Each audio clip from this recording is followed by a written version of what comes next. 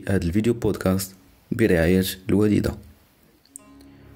بلا شك فايت لكم جيتو لمدينة الرباط ومشيتو لقصبة الوداية، صومعة حسان، وشفتو الأسوار اللي دايرة بالمدينة، باب الرواح، باب العلو، باب زاير، الباب الكبير، واكتشفنا هادشي كامل وعلاش تسمى الرباط. باش نعرفوا الأجوبة على هاد الأسئلة غادي خصنا نفهموا القصة ديال الموحدين.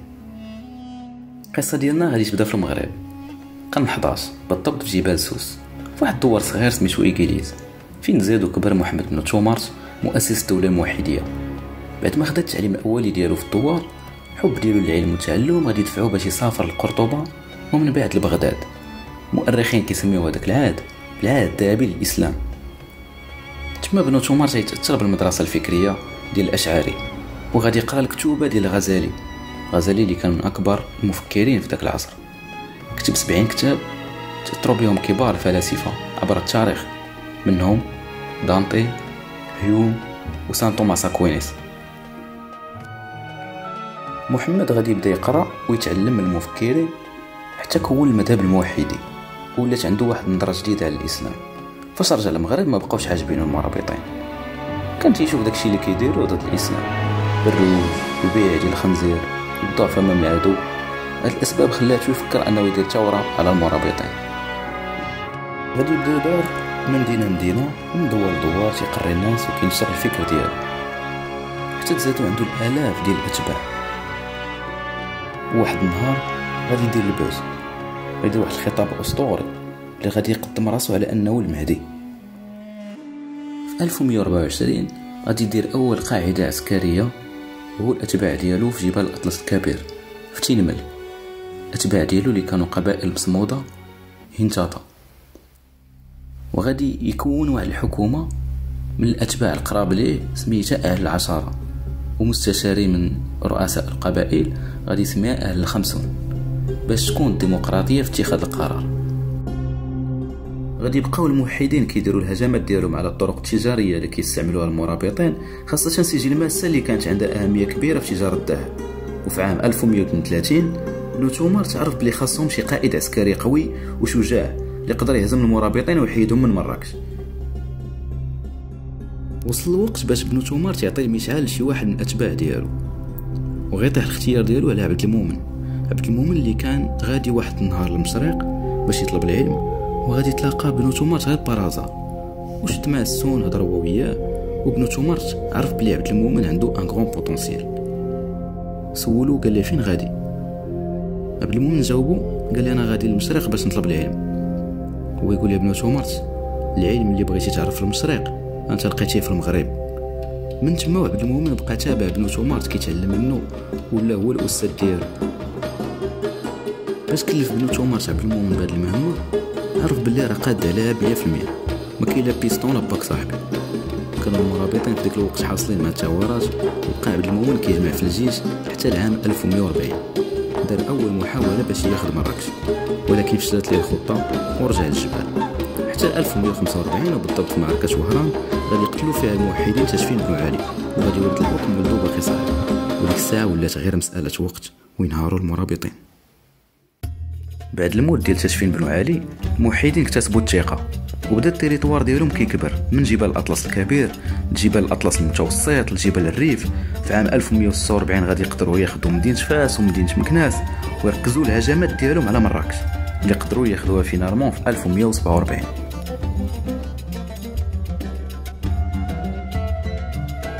يبغى معلومات اكثر على الحياه ديال المهدي بن تومارت وعبد المؤمن يقرا كتاب اخبار المهدي بن تومارت وبدايه الدوله الموحديه اللي كتبوا البيضاء، اللي كان هيستوريوغراف ديال المهدي بن تومارت وديال عبد المؤمن. بعد ما امنوا الموحدين السيطره ديالهم على سيفي غيرجعوها العاصمه ديالهم في الاندلس. وفي عام 1150 الخليفه عبد المؤمن غادي يجي الرباط، وبالضبط على مشارف واد بورقراك، وغادي ياخذ رباط بنو شرقة اللي كانوا بناوه المرابطين. كان قاعده عسكريه مهمه كينطلقوا من الجيوش للحرب في الاندلس. غادي يزيد يحسنها وغادي يبني قصر وديور الجيش ومسجد. وبيد ما كان القصر تيتبنى كان هو عايش في سلا، مرة كيجي يشوف الاشغال فين وصلات، وبعد انتهاء الاشغال غادي يسكن تما في القصر اللي بنى. النصوص التاريخيه مثلا ابن إعداري قال في البيان المغرب بل رباط الموحدين كانت نقطة تجمع الجيوش ونقطة الانطلاقة نحو الحرب في الأندلس، وباللي ما جاش عبد المؤمن واختاره حيث كان باغي يسيطر على الأندلس كامل. المؤرخ الفرنسي جاك كايي في الكتاب ديالو لا فيل دو رابا جوسكو بروتيكتورا قال بلي cette forteresse renfermait les éléments essentiels d'une capitale d'islam. كان فيها القصر فين كان يعيش الخليفة عبد المؤمن، المسجد اللي كان كيصلي فيه هو الجيوش ديالو اللي هو دابا المسجد العتيق، وديور العسكر. اول نواة حضاري ديال المدينة الرباط تكون في ديك الوقت. والمؤرخ المراكشي تيقول في الكتاب ديالو المعجم في تلخيص تاريخ المغرب باللي مدينة الرباط موقعها الجغرافي كان اختيار استراتيجي في الحرب ضد القشاليين. في عام 1858 غادي ياخذوا الموحدين تونس، وفي 1859 غادي ياخذوا ليبيا. في ذاك الوقت كان اكبر توسع عرفوا المغرب في التاريخ ديالو في عهد الموحدين، اكثر من داكشي اللي وصلوا ليه المرابطين. وكان عبد المؤمن كان تري امبيسيو، وكان ديما تيعاود واحد البيت شعري ديال المتنبي: اذا غامرت في شرف مروم فلا تقنع بما دون النجوم. غادي تجيكم هاد الحدود كبيره، ولكن عبد المؤمن ما كانش قانع بها، كان مازال باغي يزيد يتوسع، وناض كيجمع عاوتاني في الجيش اللي وصل ل 200 ألف عسكري، وما ينطلقوا من الرباط وتوجهوا نحو الأندلس. ولكن وقع داكشي اللي حتى واحد ما كان تيتوقعو. مات الخليفة عبد المؤمن في الطريق. المؤرخ البريطاني المتخصص في التاريخ الإسلامي نيغل كينيدي قال في كتابه A Political History of Al-Andalus بلي The Caliph's death happened just in the right time. His death saved the Christian kingdoms from being completely overwhelmed. من بعد ما مات عبد المؤمن غادي ياخذ الحكم ولدو أبو يعقوب يوسف اللي بقى في الحكم 21 عام. كان عزيز عليه العلم والعلماء، وكانوا دايرين به كبار الطب والفلسفة في ذاك الوقت، منهم بن طفيل وابن رشد. في عام 1170 غادي يكمل أبو يوسف يعقوب داكشي اللي وصى عليه باه، وغادي يرجع للحملات العسكرية في الأندلس بعد ما ملوك الطوائف بداو كيطغاو عليه. عام 1172 غادي يغلب ابن مردانيش ملك مرسيا وفالنسيا، وفي 1174 غادي ياخذ الكانتارا ومن بعد كاساريس. غادي يقوي ابو يوسف يعقوب بزاف البنايات، منهم الكازار، بحيرة باليس، الكالا دي غواديرا. وفي عام 1184 غادي يشن حملة على سانتاغين، ولكن غادي توفى متأثر بالجروح بعد المعركة.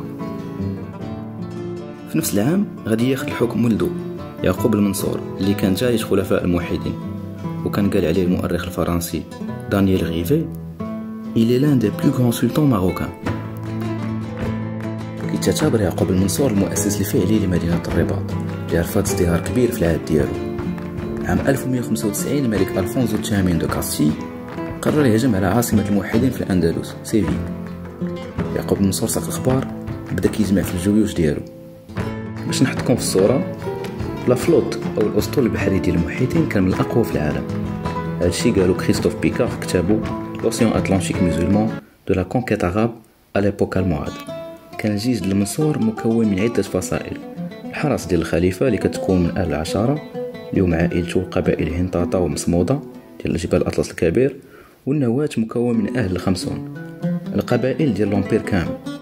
كانت الخاصية ديال الجند ديال الموحدي هو البوكلي اونكوير اللي كيتسمى الدرع اللمطي. كانوا كيستعملوه قبائل اللمطة في الجنوب اللي دابا في النواحي قلميم، وباقي دابا لي فيسيج دو لا كاسبا المواد اللي كيسميوها تما الناس تيغمي او قليد او دار السلطان. وكانت معروفه على الموحدين انهم كيديو معاهم طبل كبير للحرب كيسمى طبل الموحدي. كانت الدقه ديالو كتزرع الرعب في قلوب العدو. هاد الدقه باقي خالده دابا في جبال الاطلس الكبير، وهي الدقه ديال الاحواش. نرجعوا للمعركه ديالنا. مشى يعقوب المنصور هو الجيش ديالو لواحد النقطه استراتيجيه مهمه جدا اللي هي ديسبينا بيروس، واحد الممر جبلي صعب، واحد من الممرات القلال اللي كيدوزوا لجبال سييرا مورينا. الرومان كانوا عارفينه، والقرطاجيين كانوا عارفينه، والموحدين كانوا عارفينه، ودابا حتى انت عرفتيه. غادي يغامر يعقوب المنصور هو الجيوش ديالو وغيدوزو من ممر ديسبينا بيروس ولكن بحكم انهم تيعرفوا التضاريس الجبليه ومولفين الجبال غادي يجيو ديك المماركي والو ويدوزو منه ويوصلوا مسيطة سنترال ويقربوا لساحة المعركة. وفي جوية 1195 ألفونزو كان تيجمع الجيوش ديالو في طوليد وتحركوا نحو مدينة ألاركوس، وتما بدا كيطلب النجدة من ألفونزو التاسع دو ليون وسانشو السابع دو نافار اللي كانوا جايين في الطريق. ألفونسو الثامن دو كاستي حقر القوة الموحدين وزعم وتحرك المعركة بلا ما يسين النجدة اللي كانت جاية. كان تيفكر انه يقدر يغلب يعقوب المنصور بوحده. في 18 جوية 1195 بدات المعركة والفونسو الثامن دار اول ان، جمع كاع القوة ديالو باش نتلقاو وحده.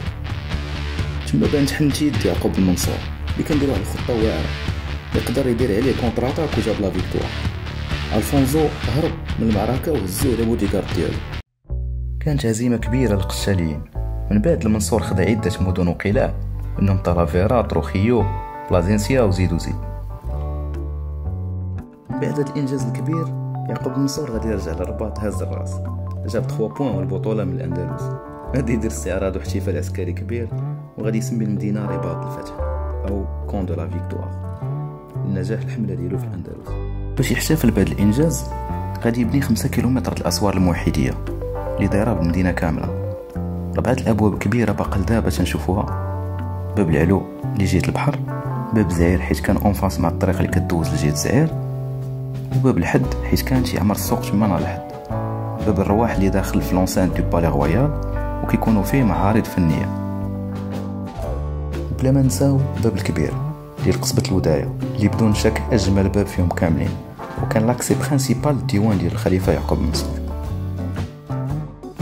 وزيد على هادشي تكبير وتزيين المسجد الاعظم سلا، وبدا في المشروع ديالو ديال بناء اكبر مسجد في العالم الاسلامي اللي هو مسجد حسان اللي ما اكتملش البناء ديالو وبقات منه الصومعة حسان اللي هي دابا لو سامبول ديال مدينة الرباط. وباقي اليومنا هذا بزاف المعالم في الاركيتكتور ريليجيوز والاركيتكتور ميليتير الموحدين اللي كتخلد العظمه والقوه ديالهم.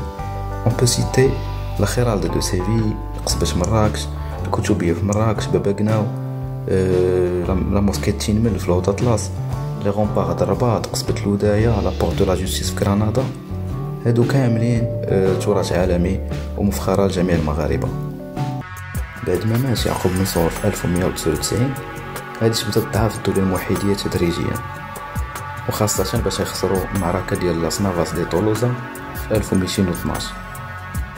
تما غادي تنهار الدولة الموحدية وغادي يطلعوا المارينيين اللي كانوا خدامين عندهم ياخذوا البوفوار. من انجازات المارينيين في الرباط بناو شلة اللي هي الرباط المقدس، وداروا فيها مسجد للصلاة وضريح اللي دابا مدفون فيه السلطان ابو الحسن الماريني ولا لاش مسطحة. المارينيين اهتموا اكثر بمدينة سلا، بناو فيها باب المريصة، باب الملاحة، المدرسة المارينية وبرج الدموع وبزاف البروج لحماية المدينة. نتمنى تكون عجباتكم اول ابيزود ديال Understand Our Story، وعدونا ان شاء الله في الحلقة القادمة. الى اللقاء.